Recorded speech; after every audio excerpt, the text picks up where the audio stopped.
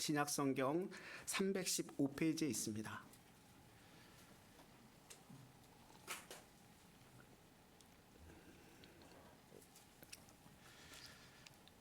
에베소서 5장 8절로 14절까지의 말씀을 이제 봉독합니다. 하나님의 말씀을 경청하십시오. 너희가 전에는 어둠이더니 이제는 주 안에서 빛이라. 빛의 자녀들처럼 행하라. 빛의 열매는 모든 착함과 의로움과 진실함에 있느니라.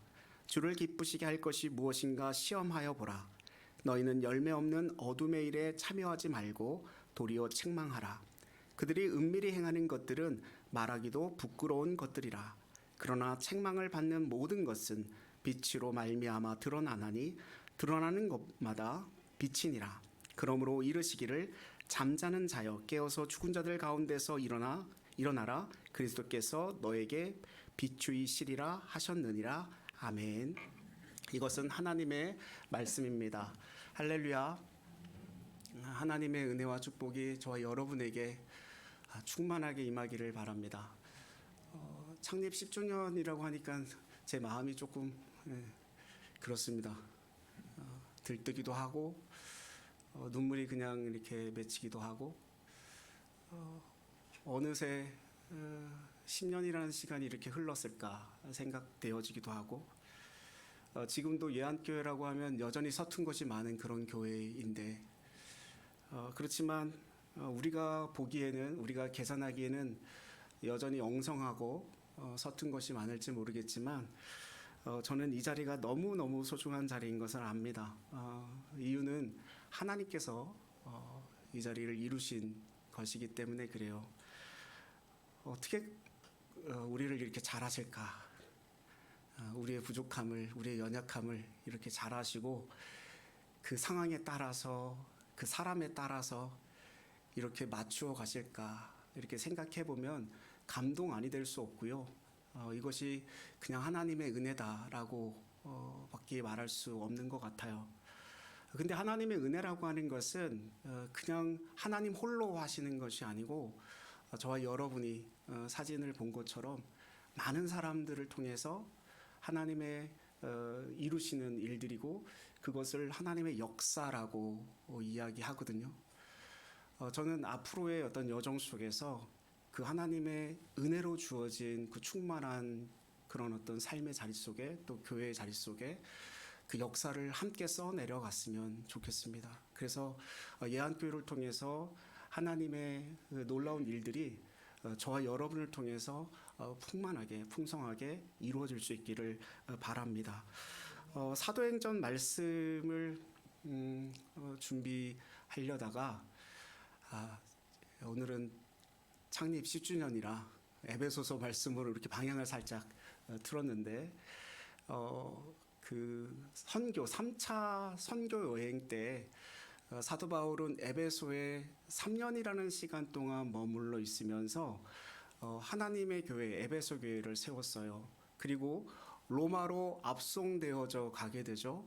그리고 감옥에 갇혀 있으면서 에베소 교회 성도들 3년 동안이라는 있었던 그 에베소 교회 성도들을 생각하면서 감옥에서 쓴 편지가 에베소서 말씀이거든요. 그 에베소서의 어떤 말씀을 읽을 때 우리가 좀 중요하게 생각해야 될 것은 무엇이냐면 그때 당시 에베소라고 하는 지역의 삶의 형편이 어떠했는가 그것을 좀 우리가 이해해야 이 에베소서가 지금 어떻게 우리에게 말씀으로 적용이 될 것인지에 대한 부분들을 정확하게 알 수 있는 거거든요. 그때 당시에 에베소라고 하면요 정말 그 고대근동 지역에 거의 가장 큰 도시 중에 하나, 5손가락 안에 들어가는 큰 도시 중에 하나였습니다. 인구도 20만 명 정도, 지금 진천, 음성 합해도 20만 명이 조금 안 되는 걸로 알고 있는데 그 정도 인구가 그때 당시에 엄청난 어떤 인구가 살았을 정도로 굉장히 큰 도시였고요.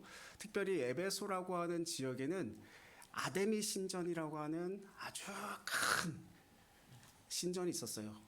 AD 237년에 이게 붕괴되어지면서 이게 무너져 내리기 직전에는 세계 7대 불가 사이의 하나로 꼽힐 정도로 엄청나게 큰 그런 어떤 부분이에요. 사진 한번 잠깐 보여줄 수 있을까요? 이것이 그 그리스의 파르테논 신전의 사진이거든요. 제가 가보니까 이것도 엄청나게 커요. 근데 이거보다 2배, 3배는 더 컸다라고 이야기를 합니다. 다음 사진 한번 넘겨봐 주세요. 이게 그 모형으로 실사로 한번 그려본 겁니다. 이렇게 이랬을 것이다. 근데 실제 모습은 다음 사진이요. 실제 모습은 이렇습니다. 아무것도 없습니다. 네, 그냥 기둥 하나 서 있는 게 이게 아데미 신전입니다. 이렇게 얘기하더라고요. 뭐 없어요. 아무것도 없어요. 근데 이 아데미 여신 한번 사진 보여줄래요? 다음 사진. 이게 아데미 여신이에요. 신기하게도 특징이 뭐냐면 이 가슴이 24개가 달려 있습니다. 그 이유가 뭐냐면 다산. 그러니까 많은 자녀를 낳을 수 있는 신 중에 하나였어요. 그러니까 그 성공, 뭐 출산, 뭐 이런 부분에 대한 것들을 가지고 있는 신이었는데 그러다 보니까 모든 에베소에 살고 있었던 사람들뿐만 아니라 그 주변에 있던 사람들도 다 어디로 모이게 되었습니까? 에베소라고 하는 지역으로 모이게 되었어요. 그래서 이 신전지가 되는 것이 자랑거리가 되고 자부심을 가질 정도로 굉장히 큰 것이 이 부분에 사진 없어도 됩니다. 그 사진 올려놓고 계속 그것만 봐서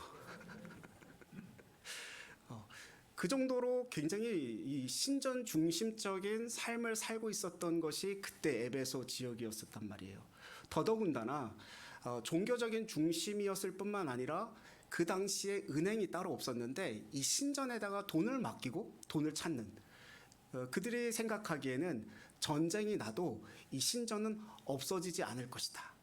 왜 그 관례상 신전을 함부로 태우거나 뭐 이런 일은 있을 수 없을 테니까 가장 안전한 곳이 신전이다. 그래서 돈을 맡기는, 그러니까 사회적으로, 경제적으로, 종교적으로 가장 큰 중심이 있었던 곳은 이 아데미 신전이라고 하는 곳이었어요. 사람들은 그러니 이것을 경배하고 또 순례하고 뭐 그런 일들이 굉장히 많았던 그런 지역이었던 것이죠.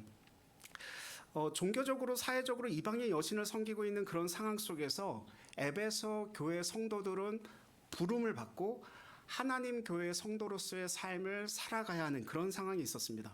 그런 에베소 교회 성도들에게 야, 너희들 지금 이런 종교적으로 사회적으로 그런 어떤 부패해 있고 타락해 있고 어려움 가운데 있고 심히 고난 가운데 놓여 있는 그 삶 속에서 너희는 그리스도인들은 어떻게 살아야 되는가 하는 말씀이 에베소서 말씀이에요. 그래서 에베소서의 말씀을 오늘 말씀을 한 절로 뽑아서 이야기하자면 8절 말씀이 그 중심입니다. 같이 한번 읽어보겠습니다. 8절입니다. 너희가 전에는 어둠이더니 이제는 주 안에서 빛이라 빛의 자녀들처럼 행하라. 아멘. 사도 바울은 어둠과 빛이라고 하는 두 가지를 대비시키면서 지금 말씀을 하고 있는데 어둠이라고 하는 것은 무엇이냐면 에베소서 앞장에서 쭉 읽어보게 되면 전혀 소망이 없고 하나님도 모르던 상태, 죄와 허물로 죽어있는 상태, 그래서 악한 영들에게 지배를 당하면서 그들에게 이끌림을 받았던 그런 상태, 그 상태를 가리켜서 어두움의 상태라고 이야기하는 것입니다. 그런데 어떻게 바뀌었다라는 거예요? 어둠이었더니 전에는 어둠이었더니 그리스도 안에 들어오게 되면서 너희는 빛이라 빛의 자녀라 이렇게 말씀하고 있는 것이죠. 우리가 빛이고 빛의 자녀라고 말씀할 때 우리의 아버지 되신 거룩하신 하나님, 제가 저번 주에 말씀드렸지만 아버지가 거룩하니 너희도 거룩하다라고 했을 때 그것은 관계 속에서 이루어지는 거라고 말씀드렸지 않습니까? 그러니까 하나님이 거룩하시다라고 하는 것은 하나님과의 자녀 속에 우리에게 나타나는 성품이 되어지는 거죠. 그러니까 하나님의 거룩한 성품이 인격적으로 우리에게 들어와서 우리의 삶으로 나타내어지는 것이고 그것을 드러내는 것으로 부르심을 받은 사명이 우리에게 그리고 에베소 교회 성도들에게 있다라고 말씀하고 있는 것입니다. 그래서 희망과 삶의 소망이 어디 있는가를 알려주는 역할을 누가 하는 거예요? 그리스도인들이 한다라는 거예요. 세상은 희망이 없다, 소망이 없다 이야기하는데 믿고 하나님 안에 예수 그리스도 안에 살아가는 사람들이 세상을 향해서 여기가 희망이 있고 여기가 빛이 있고 여기에 참된 소망이 있고 이것을 나타낸다라는 거예요. 제가 묻겠습니다. 여러분은 또 저는 빛이라고 생각하십니까? 네, 아멘. 감사합니다. 좀 더 구체적으로 질문을 하면 어둠 속에 빛나는 빛이십니까? 과거에는 어둠이었으나 이제는 주 안에서 빛이다. 이 하나님의 선포된 말씀이 저와 여러분에게 확신으로 다가왔으면 참 좋겠습니다. 그래서 이렇게 빛이 되었다라면 따라야 할 것이 무엇인가? 그게 9절에 나와 있어요. 같이 한번 읽어보겠습니다. 9절입니다. 빛의 열매는 모든 착함과 의로움과 진실함에 있느니라. 아멘. 저희 한국 교회에서는 예수 그리스도를 믿으면 하나님의 은혜로 구원을 받습니다. 그것을 많이 강조해 왔어요. 그래서 성도들로 하여금 구원의 확신을 심어주기 위해서 우리는 행위로 구원함을 받는 것이 아니라 믿음으로 구원을 받습니다라고 하는 것을 계속 이야기했단 말입니다. 그러다 보니까 한국 교회, 특히 프로테스탄트, 이 개혁교회라고 하는 우리들에게 믿음이라고 하는 것을 너무 강조하고 또 강조하다 보니 행위라고 하는 것은 빠져버린 것. 이것은 그래도 안 해도 우리가 구원함을 받을 수 있는 무언가로 이렇게 간주되어져 오고 무의식적으로 그렇게 받아들여지는 그런 신앙의 삶을 계속 살아왔단 말입니다. 그러니까 믿음으로 구원을 받았습니다 하는 은혜의 감격, 감사는 있을지 모르겠는데 삶 속에 구원받은 자로서의 나타나야 될 모든 착함과 모든 의로움과 모든 진실함은 보이지 않는 거예요. 그래서 세상에 많은 사람들이 지금 그리스도인을 향해서 교회를 향해서 손가락질을 하고 있는 이유인 거죠. 교회 밖에 있는 사람들이 교회를 바라볼 때 어떻게 생각할까요? 모든 착함과 모든 의로움과 모든 진실함이 있다고 생각하는지요? 믿지 않는 불신자들이 우리 믿는 사람들을 향해서 바라볼 때 저들의 삶의 특징은 모든 착함이고 모든 의로움이고 모든 진실함이야.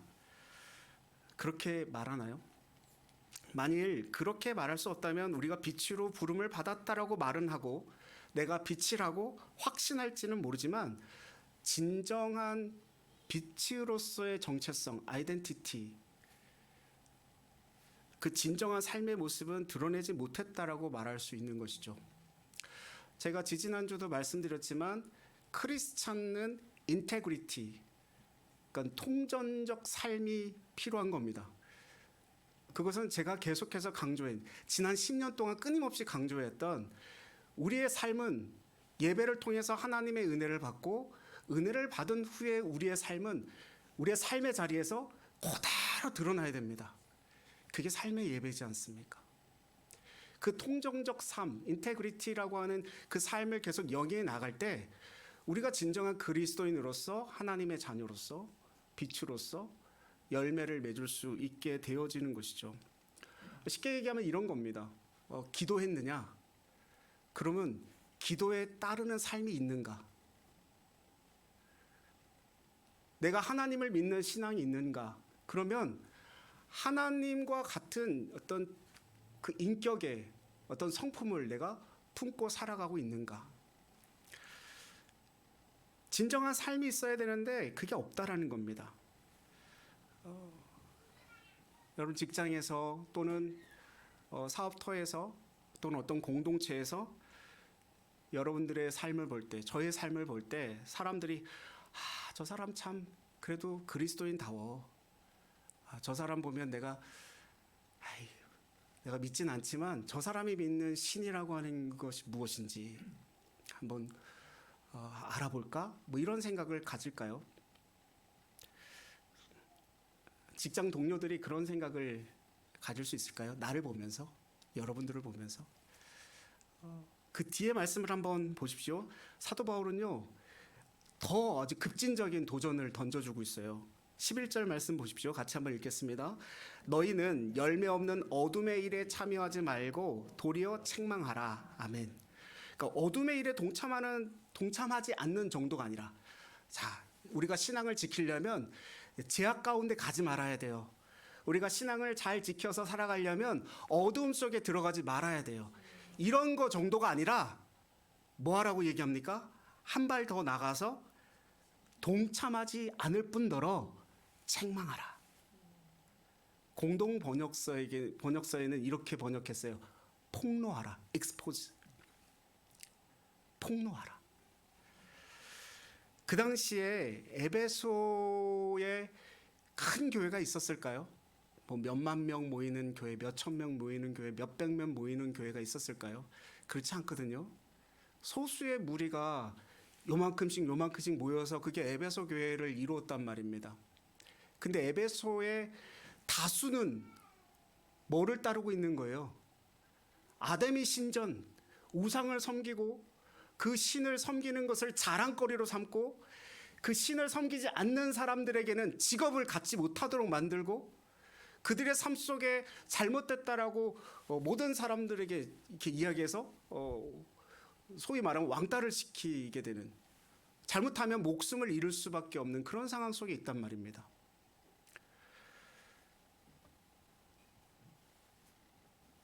근데 그 거둠을 향해서 아담의 여신을 포함해서 도덕적 악하고 부끄러움들을 행하고 있는 이웃 사람들과 직장의 동료들과 그런 사람들을 향해서 그들이 행하고 있는 악의 일에 동참하지 않을 뿐만 아니라 책망하라고 말하려고 들 때 여러분, 그들이 어떤 위험과 어떤 고난과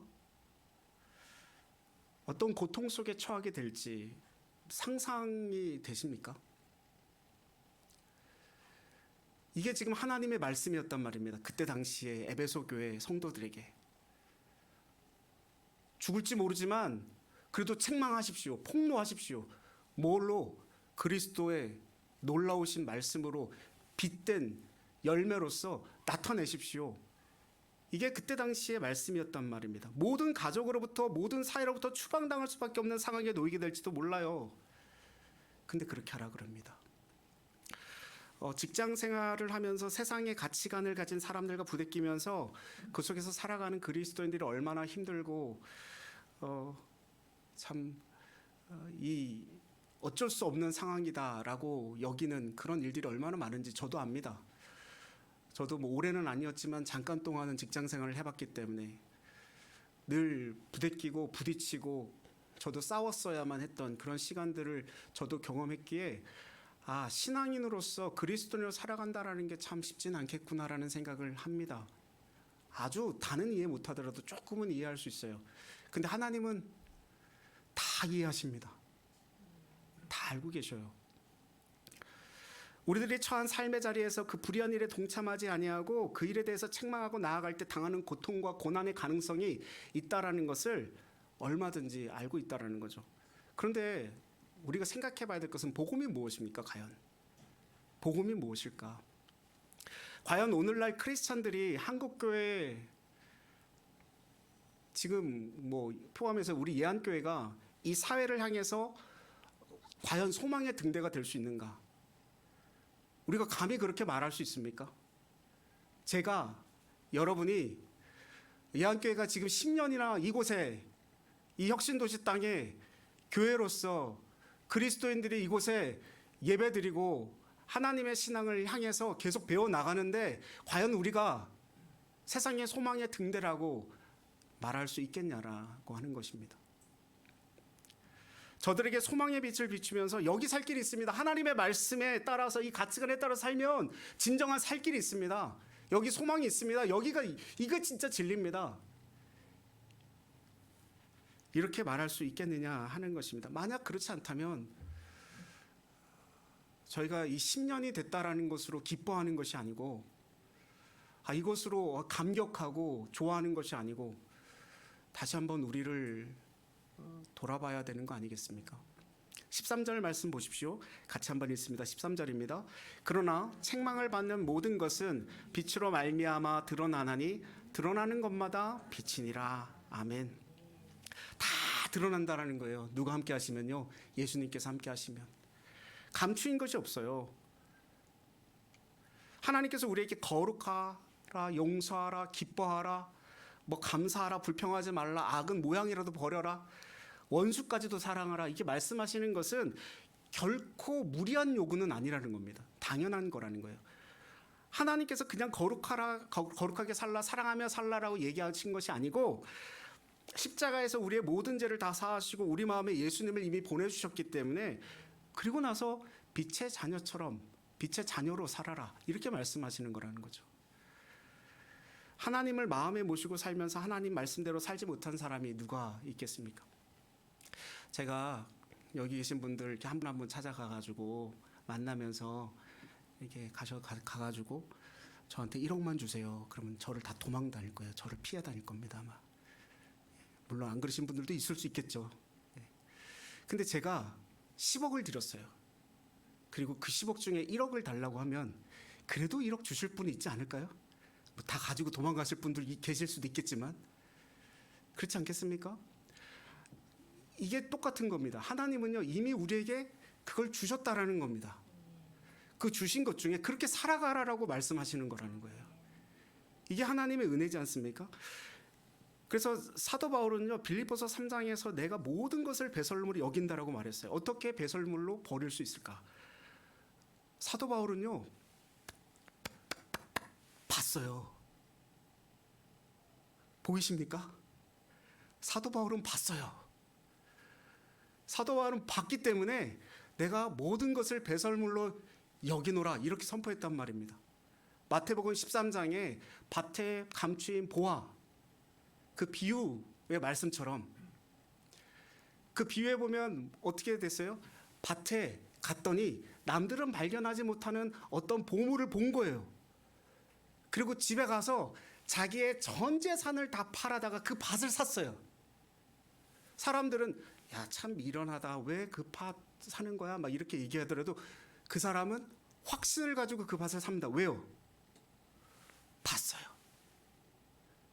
영적 눈뜨임 속에 이것이 정말 하나님의 나라고 하나님의 진리고 이것만 있으면 내가 모든 것을 할 수 있겠구나 라고 하는 확신이 생긴 거예요. 사도 바울이 그래서 빌립보서 4장 10절을 뭐라고 해요? 내게 능력 주신 자라서 내가 모든 것을 할 수 있느니라 선포하죠.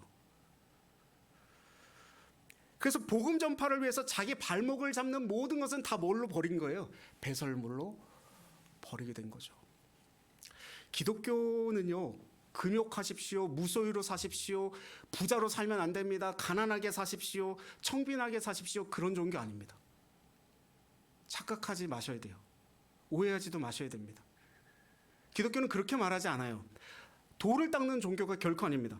천국의 보화를 발견하고 나니까 세상의 모든 것이 배설물처럼 여겨졌다는 거예요. 우선순위가 완전히 뒤바뀐 거 아닙니까? 예수님 한 분이면 충분합니다.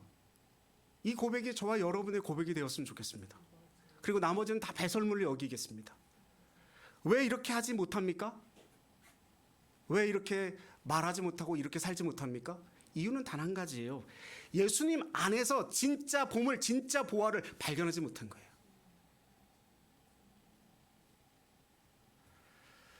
여러분, 우리가 빛의 자녀처럼 사는 것은 노력의 문제가 아니고요. 믿음의 문제예요. 이게 얼마나 기쁘고 놀라운 일인지 모릅니다. 그런 믿음은요, 죄송합니다만 교회에 나오는 것을 믿음이라고 얘기하지 않습니다. 내 마음에 오셔서 나의 생명 되시고 나의 주인 되신 그 주님을 믿는 것, 나를 구원하신 예수 그리스도 그분을 믿는 것, 그것을 믿음이라고 얘기해요. 그 믿음만이 우리를 죄에서 이기고 빛의 자녀로 살게 하는 능력이 됩니다. 14절 같이 한번 읽어보겠습니다. 14절입니다. 그러므로 이르시기를 잠자는 자여 깨어서 죽은 자들 가운데서 일어나라. 그리스도께서 너에게 비추이시리라 하셨느니라. 아멘.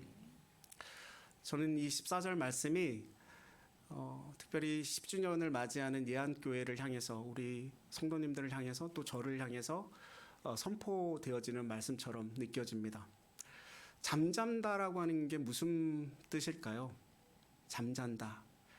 예수님을 믿는다라고 하지만 불신자와 삶에서 별로 구분이 안 되는 그런 삶을 잠잔다라고 표현한 거란 말이죠. 여전히 죄를 짓고 욕심과 거짓말과 음란과 혈기, 다툼, 시기, 질투, 두려움과 원망, 염려 속에 살아가는 사람들을 잠잔다라고 이야기하는 것입니다. 잠자는 자여 깨어서 죽은 자들 가운데서 일어나라. 이 말씀을 여러분 읽고 들을 때 혹 마음이 찔리시는 분 계십니까? 빛의 열매는 모든 착함과 의로움과 진실함에 있느니라. 이 말씀도 마음에 찔리지 않으십니까? 너희는 열매 없는 어둠의 일에 참여하지 말고 도리어 책망하라. 그들이 은밀히 행하는 것들은 말하기도 부끄러운 것들이라. 꼭 나보고 드러나는 말씀처럼 들리지 않으십니까? 만약에 그렇다고 한다면 우리는 죽은 자는 아니에요. 잠자는 사람인 거죠. 주의 말씀에 반응한다라고 하는 것은 내가 죽지 않았다라고 하는 증거입니다. 하지만 죽은 자가 아니라고 해서 우리가 위로받고 넘어갈 수 있는 것은 아니잖아요. 하나님은 분명히 잠자는 자여 깨어서 죽은 자들 가운데서 일어나라 말씀하셨어요. 문제는 뭐냐면 영적으로 깨어나고 싶어도 안 된다는 겁니다. 왜 그럴까요? 왜 나는 영적으로 깨어나고 싶은데 그게 잘 안 될까요? 왜 그럴까요? 어떤 분은 세상 때문에 그렇습니다. 어떤 분은 나의 환경 때문에 그렇습니다. 과연 그럴까요? 에베소 교회 성도들의 환경과 상황보다 우리가 더 안 좋다라고 생각할 수 있을까요? 환경 때문에, 상황 때문이 아니죠. 문제는 믿음 때문이에요. 예수 그리스도를 믿는 믿음이 우리에게 고장이 난 거예요. 여러분, 우리의 능력은 이미 우리 안에 와 계신 주님을 믿고 의지하는 것입니다. 우리가 왜 잠자게 되었습니까? 항상 함께 하시는 예수님을 분명히 믿지 않기 때문에 그래요. 그것을 잘 확인하셨으면 좋겠어요. 반복해서 말씀드리지만 교회 다니는 것이 예수님을 믿는 것이 아닙니다. 그거를 혼용해서 생각 안 하셨으면 좋겠어요. 예수님께서 내 마음에 계신가? 나의 주님이심을 믿고 순종하는 것, 그것이 예수님을 믿는 것입니다. 항상 함께 하시는 예수님을 믿고 바라보는 자가 잠에서 깨어난 성도예요. 그러면요, 세상 사람처럼 살고 싶어도 살 수가 없어요. 예수님을 믿어도 항상 함께 하시는 예수님을 믿고 바라보지 못하면 아무리 내가 바로 살려고 애를 쓰고 또 애를 써도 영적으로 잠든 자로서의 삶을 살아갈 수밖에 없는 것이죠. 저와 여러분이 이 시간 나는 죽고 예수 그리스도 그분이 내 안에 사신다는 것을 믿고 고백할 수 있길 바랍니다. 믿음의 눈으로 함께 하시는 예수님을 바라보시고 오직 우리의 구주 되시는 하나님을 찬양하시기 바랍니다. 그리고 그 예수님께만 순종하시기 바랍니다. 특별히 예안교회 10주년을 맞이한 우리 교회를 향해서 주님이 이렇게 선포하고 계세요. 잠자는 자여 깨어 일어나라. 기도하겠습니다. 사랑과 은혜가 충만하신 하나님 아버지, 너희가 전에는 어둠이더니 이제는 주 안에서 빛이다. 빛의 자녀처럼 행하라. 이 귀한 주님의 음성을 듣습니다. 우리가 빛으로 살아왔는지요. 빛된 자녀로서 모든 착함과 의로움과 진실함으로 이 나라 이 사회의 소망의 빛으로 비치고 있는지요. 그런 우리들에게 주님은 잠자는 자여 깨어 일어나라 말씀하십니다. 우리를 위해 십자가를 지시고 죽음에서 부활하신 예수 그리스도 그분을 온전히 믿게 하시고 이미 우리 안에 와 계신 주님을 의지하게 하옵소서. 항상 함께 하시는 예수님을 믿고 바라보는 신앙의 삶 살게 하셔서 세상의 빛으로 소망으로 살아가 열매 없는 어둠에 참여하지 않을 뿐더러 도리어 책망하고 폭로하고 드러내는 삶이 되게 하옵소서. 특별히 교회 창립 10주년을 맞아 늘 우리의 생각과 계획을 뛰어넘는 위대하신 하나님을 찬양합니다. 척박한 땅에 하나님의 계획하심 속에 예안교회를 세우시고 지난 10년이라는 긴 시간 동안 한량없는 은혜로 채워주심도 감사드립니다. 앞으로 되어질 모든 여정 속에서도 하나님의 동행하심으로 소망의 등대로서 세상을 밝히 비추는 예안교회가 되게 하여 주시옵소서. 감사드리며 예수님의 이름으로 기도드리옵나이다. 아멘.